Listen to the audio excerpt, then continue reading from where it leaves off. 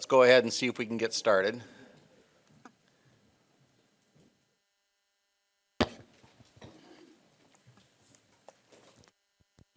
Good morning. It is 8:30 or a little thereafter. I will call to order the meeting of the Legislative and Human Resources Committee and welcome my colleagues who chose not to go to the island because I'm sure the weather was so bad you didn't want to be up there. Anyway, it's nice to see at least a number of you still here.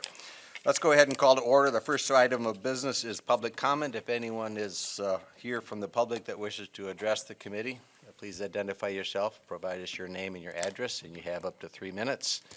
I don't see anyone here live. Who would know if we have anybody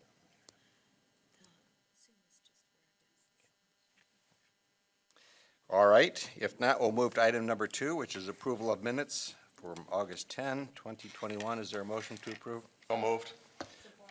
Moved and supported. Any discussion? Did you catch who moved and supported? The support was almost unanimous, so. Yes, he did. A male voice from my right. Well, it was like in stereo. I know. All right, any discussion? If not, all those in favor say yes. Yes. Opposed say no. It is approved. All right, we'll move to next item, which is a legislative update from Potomac Strategic Development, and I believe we have both Steve and Charlie online with us to fill us in on the little conversation going on at Congress. About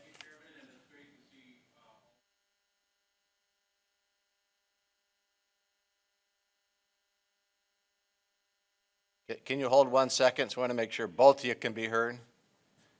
Is that as good as it's going to get, Katie? Charlie, can you test?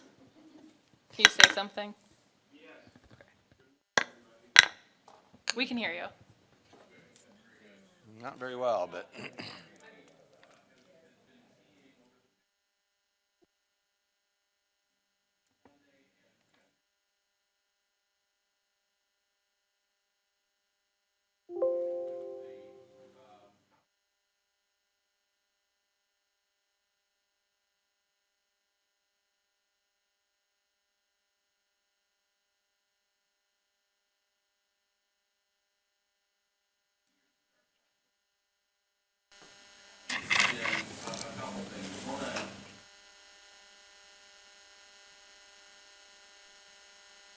Passed on, the Senate has passed others, but they've never met to iron out the differences and sent a bill to the Hill, or to the president for his signature.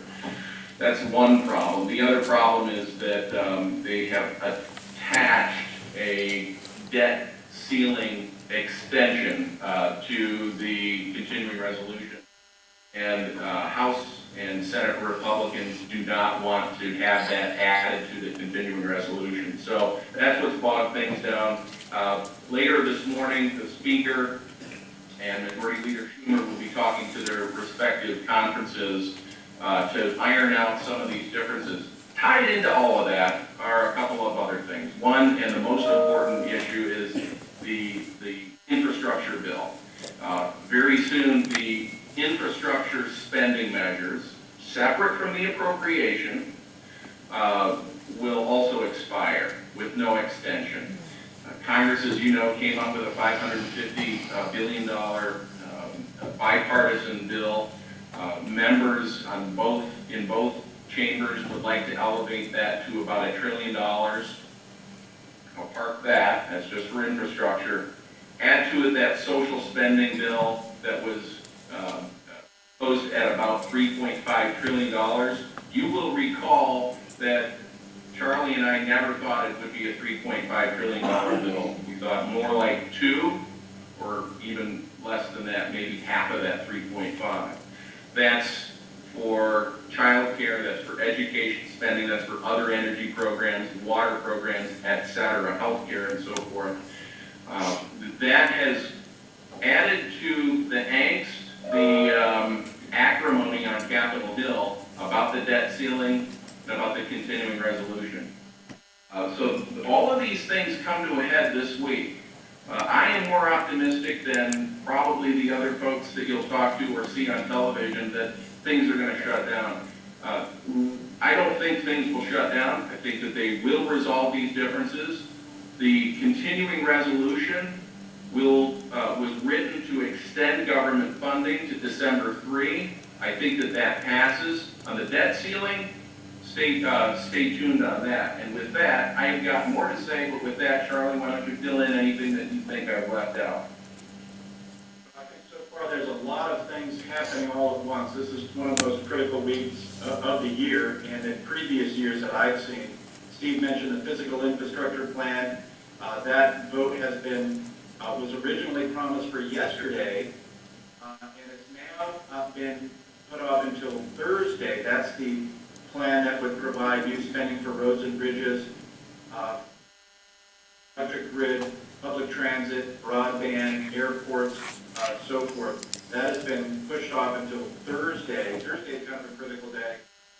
We don't have the votes for that yet because many of the progressives in Congress say they will not vote for any physical unless they get that social welfare reconciliation plan passed first, or at least have an agreement between the House and Senate to on a top line number, which they don't have. Nothing.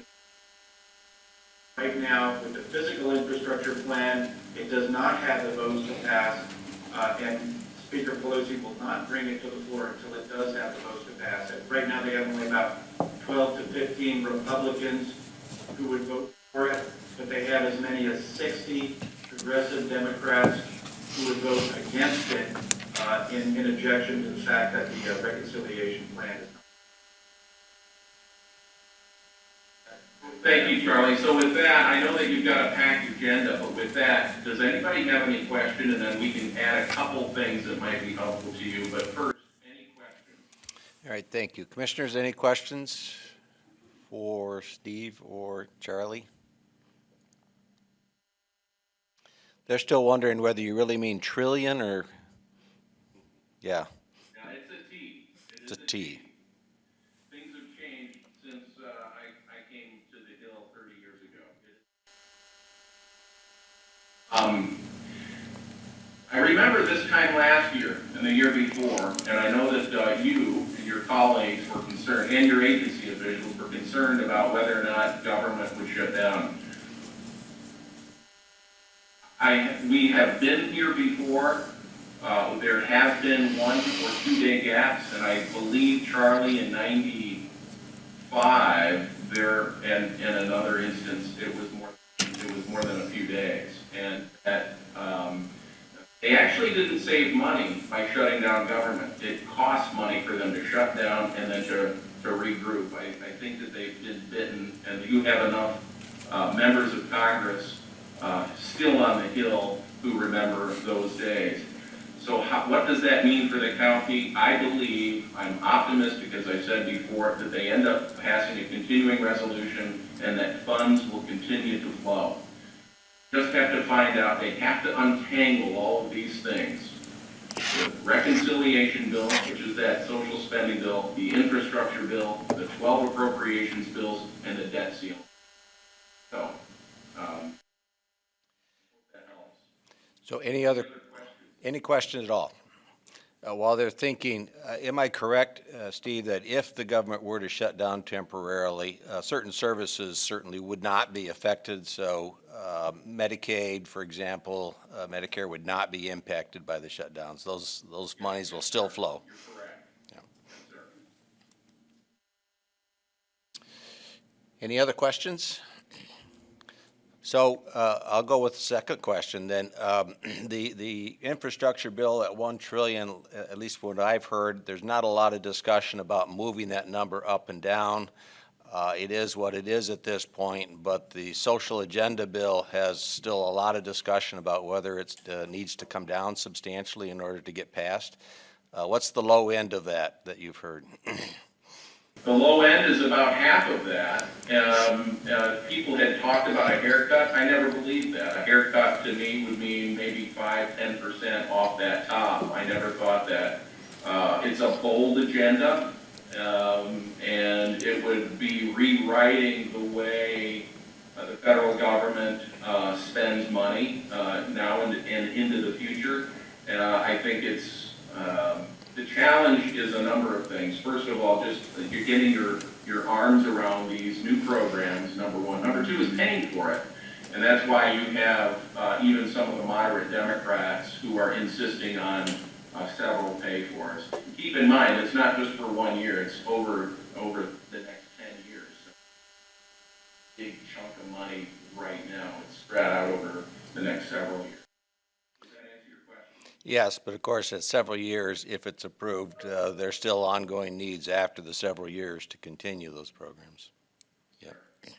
Charlie? I just wanted to add that I wish I had a crystal ball to see what we could find out 24 hours from now, what that top line number will be. It really is all up to a handful of senators, like Senator Manchin of West Virginia, of what number they're comfortable with going with. But then you also have the House progressives who feel that 3.5 trillion is already a major compromise for them. They were disappointed that the Build Back Better plan did not include a major overhaul on healthcare policy like Medicare for All and other expansions of the safety net. So they feel that they've compromised enough. So that's what is making these negotiations so difficult. And we really prove whether Nancy Pelosi can get everybody in line in time for this week. They have to come up with something by Thursday as far as that. People say that that number is already out there, but it hasn't been released publicly yet. But we'll have to see within the next. We should have pushed our meeting to next week, would have been more information probably. We will report to you on those changes through Lori, and I'm sure she'll pass those on to you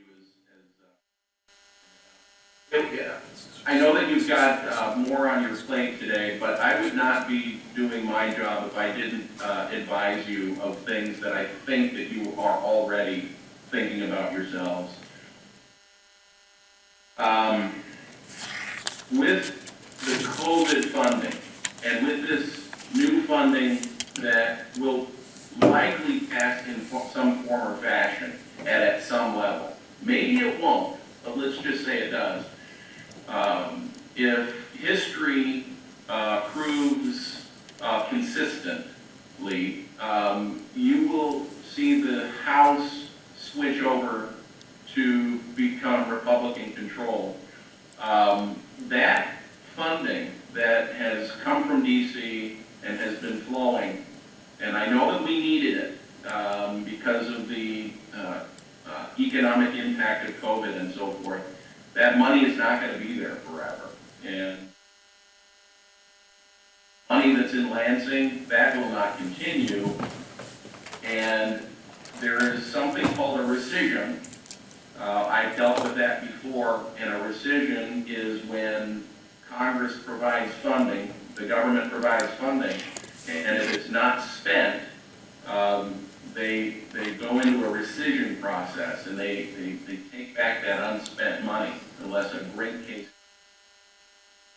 I feel I have to tell you that as your extension of the county here in DC, and I wouldn't be doing my job if I didn't alert you to that possibility. Thank you for that warning. I was just commenting to our other presenter that these funds are a bit like manna. You collect them or they're going to be gone by noon. So, Exactly. all right, any other questions? If not, thank you both. We look forward to the next report, which will probably have some significant new developments to report on. It's our pleasure working for you. Thank you. Never hesitate to reach out, and we will keep you informed. Great. Thank you much. Thank you. All right, let's move to our next item, which is a state legislative update from Public Affairs. Becky Beckler is here this morning with us live. You haven't been live yet since. It's been over a year. Yeah. Presented to you live, so thank you.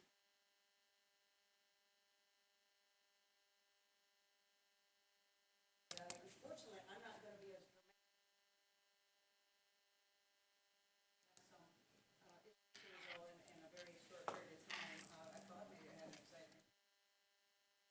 I will give it my best try, but as you know, the governor and the legislature were able to come to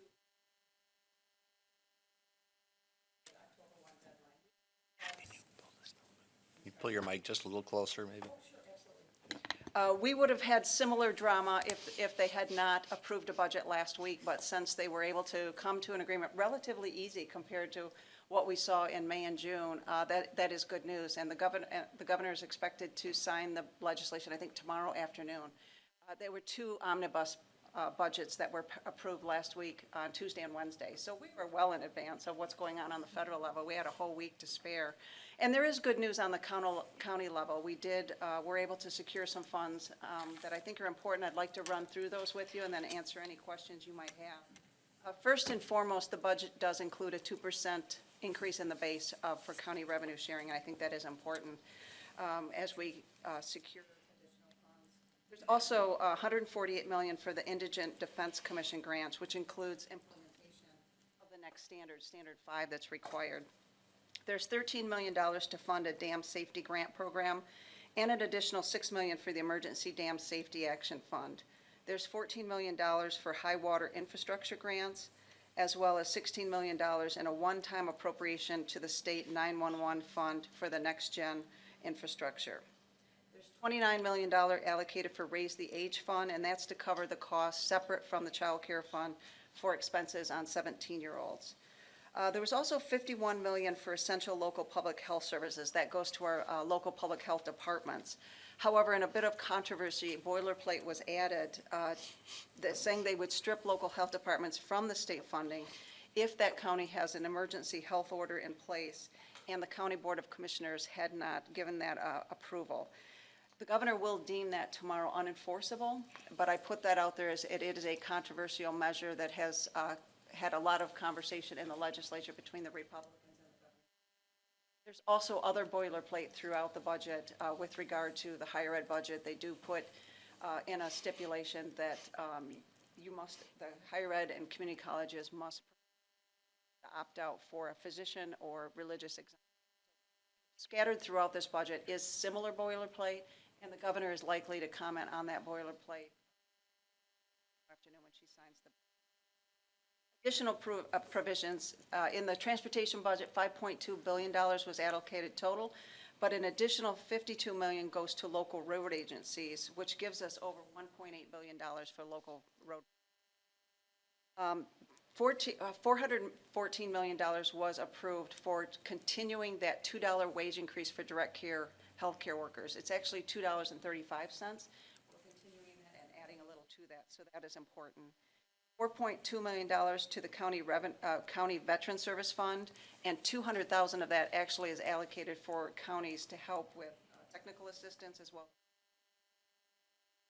$14.8 million for the county jail reimbursement program, and $2 million for local conservation district operational support, with a one-time $1 million also added to that. There's also funding in the Department of Treasury. They added $147 million called incentive enhancement. And there's about 3 pages of listed projects throughout the state. Projects. And some of them actually pertain to Kent County that money is given to the Grand Rapids African American Health Institute, the Grand Rapids Public Museum, Covenant House Program Grant, Kent County Youth Fair facility upgrades, the Lowell YMCA, PFAS remediation for the Grand Rapids water system, as well as a specific line item for the Grand Rapids Airport, as well as the Kent County Youth Offender Pilot Program. Additionally, in the budget, $4 million was allocated for this Sustainable Business Park, so that is also in the budget. Other key budget provisions are $40 million for the Pure Michigan program, Going Pro program, which allows business to offer additional job training, is funded at $40 million, and the Michigan Reconnect program, which has been in place, I believe, for 2 years, provides additional $55 million, as well as 12 full-time employees to operationalize that. So there's a lot of money that will go directly to Kent County. So I guess the question is, what happens next? Well, From the state's share of the $6 billion from the American Rescue Plan, the state still has not used over $5 billion of that. In this budget, they only allocated a little over $770. Still have a significant portion of that. In addition, during the May Revenue Estimating Conference, which is the last conference used before they put together the budget, they indicated that there was about $3.5 billion extra state revenue. And they didn't use all of that, so there's about $2.8 billion left unused from that. And further, since the May Revenue Estimating Conference, they have determined that there's possibly another $2 billion that the legislature also could appropriate going forward. That's almost $9 billion, almost $10 billion still out there. And federal lobbyists indicated there are some rules to that, especially the ARP money, not the state money. We have 2 years to use that. The legislature and the governor's office are speaking the same language when they talk about that portion of it. They want to be very deliberate and slow. However, I know that they are already beginning to turn their eyes toward an additional supplemental. All of that money has to be appropriated through supplementals. They're working on one now. Some of that is to fix some of the items that they've already identified are problematic from the budget that they've just adopted. And then some of that is starting to use those federal funds. The goal is to have that one done close to Thanksgiving. That's a goal. But around that time, they'd like to have that next supplemental in place. And then from there, they will move on to additional supplementals. So I put that out there as additional opportunities for funding that the county should consider. There are also a couple other pieces of legislation. Both the Senate and the House have introduced their version of integrating public, physical and mental health through the financial aspects. The Senate has had 3 hearings on that. Senator Shirkey, who's also the Senate Majority Leader, is the sponsor of one of those bills. Senator Bison from Kalamazoo. Their 4th this afternoon at 1. We don't know if there'll be additional hearings. This is the priority of the Senate Majority. Will want to do everything he can to move this legislation. Representative Mary Whiteford has a proposal.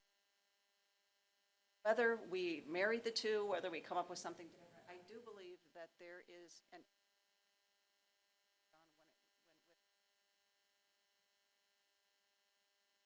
budget. There's a lot of money appropriated towards mental. And so it is a priority, I think, for both Republicans and Democrats. So I urge us to take a look at those proposals, see if that is a problem for us as a county. I know that Megan Kite with the Michigan Association of Counties did testify last week expressing some concern because of the importance of having involved rather than having the private health plans manage this. So I bring that to your attention. Also, before the legislature adjourned in June, the Senate did approve a 4-year legislation that's now in the House, and that is likely to come up this fall as well for a hearing and possible vote. So I bring that to your attention. I would be happy to answer any questions. Well, a couple of subjects there. Yes, good. Okay, Commissioner LeGrand. I have an easy one, which is I missed the amount you said, if you said an amount for the Sustainable Business Park. $4 million, thank you. Yes, Commissioner Larkow. That really thorough update. Hopefully we can get some of that information so we can review it again, because you went through those numbers really quick. I had a quick question on the, is there anything, I know I heard something about legislation that was moving through the legislature to fill the gap on the insurance changes that were recently made. Is there something that is going to be moved forward to ensure that the what is it, almost 1 million or so people that fall into that category of losing care? Is there, what's happening with that? Yes, that's an excellent question. Thank you. And I did run through these items very quickly. I would be happy to provide a written report with an update to you. I'll try to get that out. Before the legislature adjourned, they did agree and pass legislation for, that is not nearly enough money to handle. There is a difference of opinion, Senate Republicans specifically, are not interested in making changes to our cover the governor's office and some.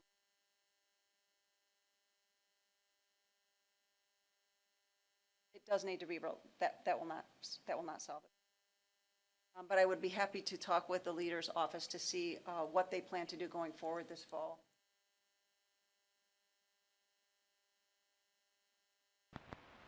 Anyone else? Yes, Commissioner Burrow. Yes, thank you. I think I read somewhere in the budget process that the state was going to send money to the unemployment fund. Obviously, that's a fund that's funded by, businesses, and that's what, the money that goes in there. And I think there was some gap in there. They're going to help refund that, kind of get it back up a little higher. Can you help us out on that a little bit? Yes, there was, I believe, 110 million, but federal funds for that. But let me confirm that number for you. Yeah, Representative Johnson said yesterday it was 150 million. Yeah, I'll yeah. confirm that and get some more detail for you. Commissioner, I'm sorry, did you have any follow-up? Okay. Commissioner LeGrand. Thank you. I guess I have not so much a question as a comment about the mental health care reform that's going, particularly the Senate bill. Vice Chair Steck and I sit on the Network 180 board, so we've been watching this very closely. And it's being sold as an integration of healthcare, but it's really just an integration of the spending and not the care. And it is definitely taking care out of local hands here in Kent County and reducing the accountability of this public system. So that is something that we are definitely going to continue to watch, and we're going to want as much information as possible about that. So thanks. Absolutely. Yeah. And if there are recommended changes or comments you would like to make and don't want to do that publicly, there is an option to send communication to the Senate privately. We could either do a recommendations to him. I think sooner versus later would be important.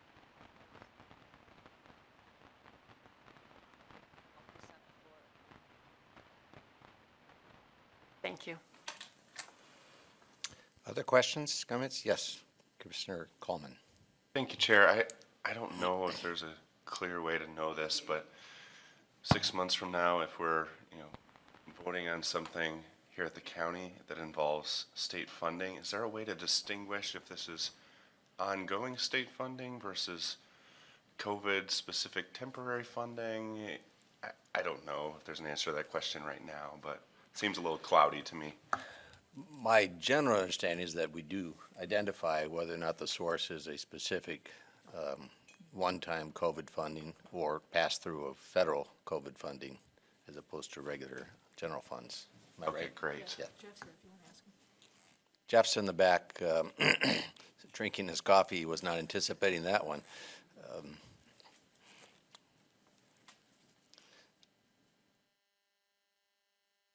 Morning, everyone. Can you hear me? Yes. Yeah, that's exactly the case. We always look to see the funding source, and if it's an ongoing or a one-time, obviously we don't want to fund like permanent staff with one-time funding, so we always.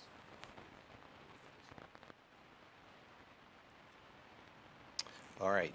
Any other questions for Becky? I have a couple, so I know you're behind the podium. There you are. So following up on Commissioner LeGrand's comments, she is right. We are watching very carefully what's going on at the Senate at this point. And I don't think that the House bill is out of committee yet. Maybe it is, but all right. And if there's any ambiguity about our feelings about those, you can see us afterwards. Happy to share that.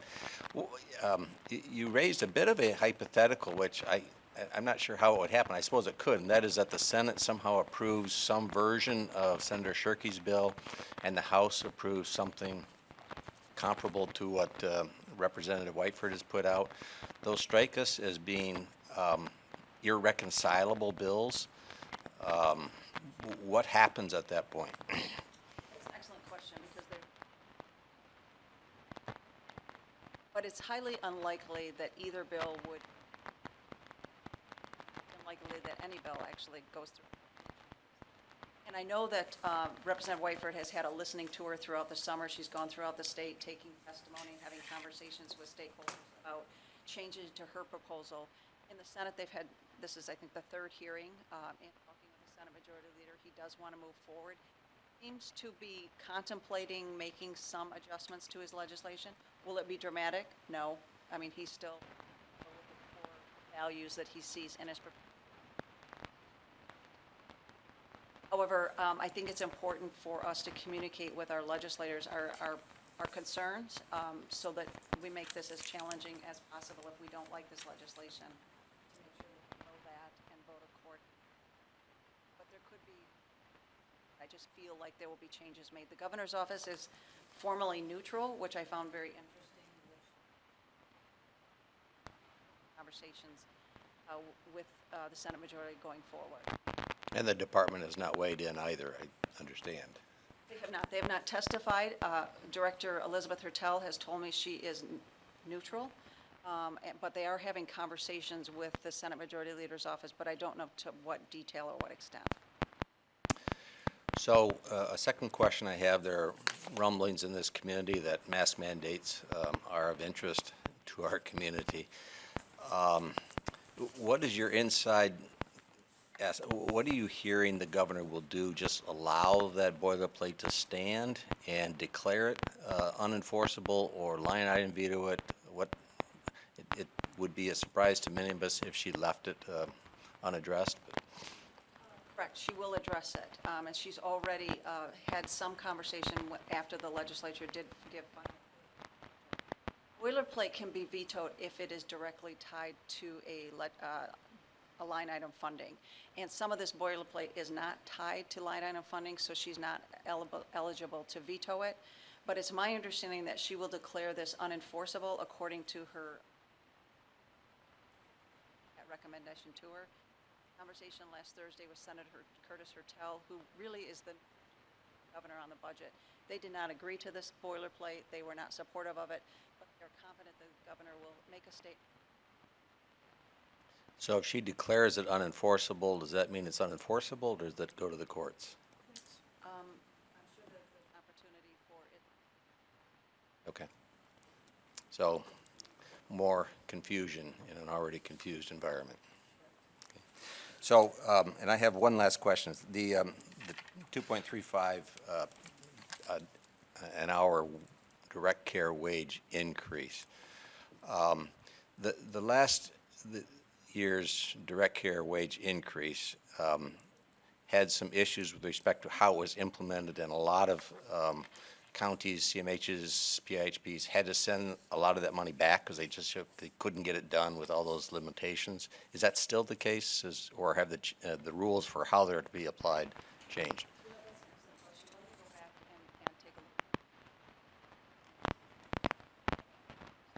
Okay. Okay, that would be great if you could find that out. Any other questions? Okay, well, good. We'll look forward to hearing from you again when you come back with some more supplementals. All right, let's move to the next item, which is from the Administrator's Office, the Purchase of Development Rights 2021 rankings, and there is an attachment. Jenny, will you introduce this? Yes, thank you. The action requested is to recommend to the Board of Commissioners to approve the Agricultural Preservation Board's 2021 Purchase of Development Rights ranking. The Purchase of Development Rights Ordinance adopted by the Board of Commissioners in 2002 established procedures for the administration of the PDR program. By ordinance, the Kent County Ag Preservation Board is responsible for the program administration, with certain items presented to the Board of Commissioners for approval. The Ag Preservation Board prepared the selection criteria to rank and prioritize PDR applications, and in March 2021, the Board of Commissioners approved the criteria per the ordinance by Resolution 422-2135. In September, the Agriculture Preservation Board met to review the scores and the rank order. The selection criteria continue to focus on preservation efforts in areas with abundant agricultural use, good soils, parcel size, and proximity to other public or private preserved land, as well as other factors that demonstrate a commitment to farming. The active applications are drawn from Sparta and Tyrone in the Fruit Ridge, Lowell in the south area, and Oakfield and Salone in the north area. The Agricultural Preservation Board intends to seek funding from the Michigan Agricultural Preservation Fund, the USDA Agricultural Conservation Easement Program, landowners, townships, and the Fry and Wegge Foundations to purchase conservation easements using this ranking system.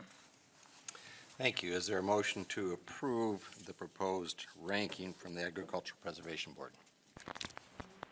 It is moved, supported? Second.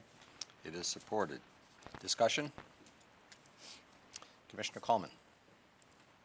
Thank you, Chair. Many of you have heard me say this over the years. I'll be voting no just due to my issues with the underlying mechanism of PDR, but the rankings and the system here is good and fine, and the improvements are good. And if you ever need an Excel wizard, Matt Channing is your guy, let me tell you. All right. Other comments or questions? As I look at, if I can ask just when the ranking, the numbers are 1 through 8, and then the ranking is just the reverse of that, I think. So is it, my understanding then is that the acquisitions would start at the bottom of this, moving up, depending upon how much funding is actually acquired.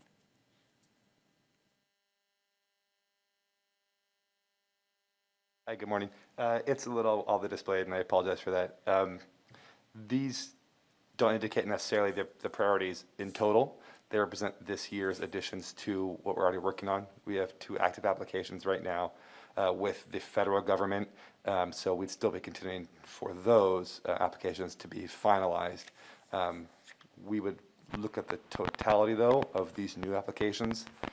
So with the state grants open up in December, we would add the 2 we're currently working on with these other 8, and the highest scoring from there, weighted by how much funding they already currently have, would be what we propose to go to our grant funders with.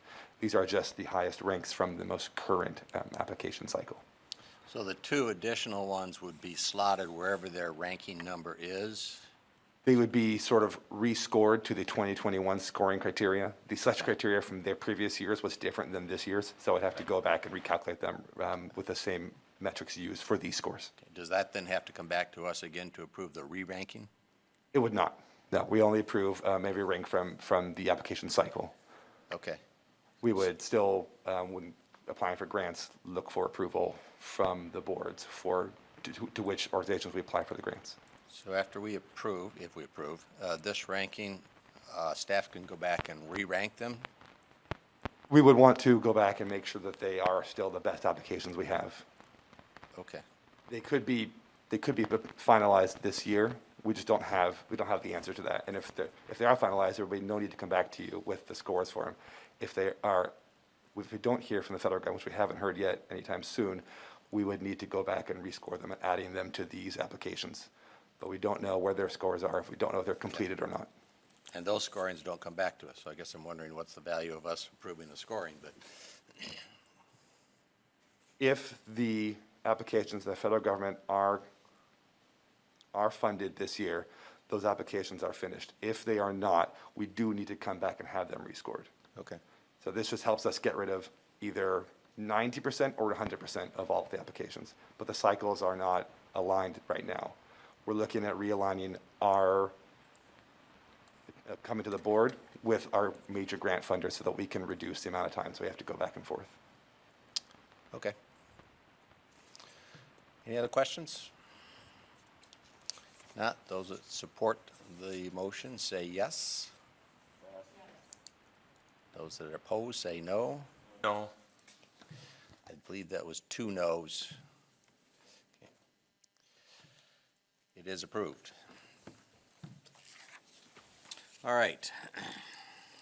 Next item is miscellaneous. Any member have a miscellaneous item? If not, I do. As most of you know, the time for taking applications for our boards and authorities is going to close the end of September. So as these applications are collated and put together for follow-up, we need to have 3 committees again to go ahead and do the interviews. So I am going to designate the following subcommittees for purposes of taking these applications and conducting those interviews. First of all, the review of the applications, and then whatever interviews the committee determines as appropriate. The first subcommittee will consist of myself, Ben Green, and Phil Skaggs. Next one will be Matt Coleman, Carol Hennessy, Lindsay Teal. The third, Stan Ponstein, Melissa LeGrand, and Michelle McLeod.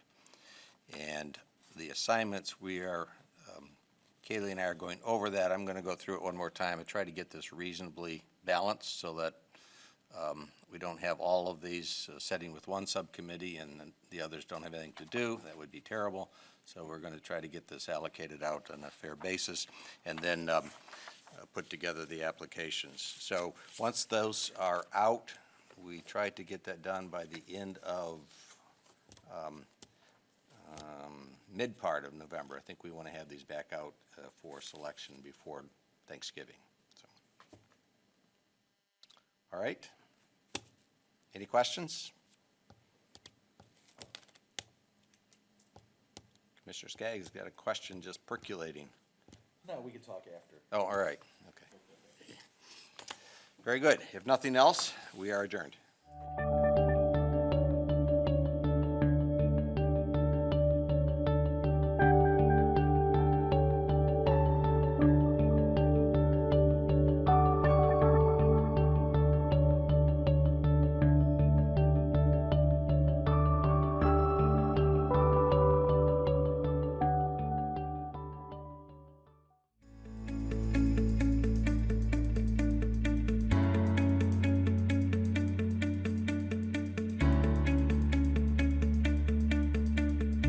I am Kent County.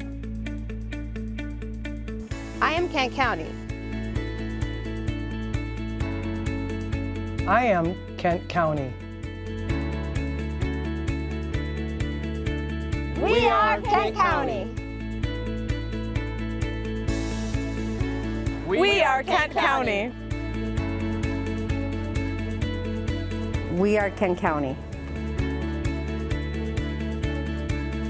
We are Kent County. We are Kent County.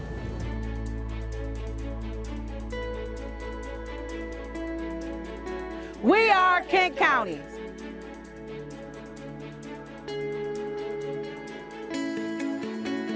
We are Kent County.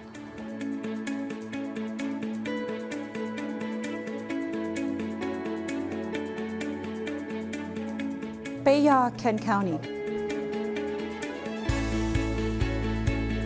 Ami, Kent County. Somos, Kent County. Mas Ira, Kent County.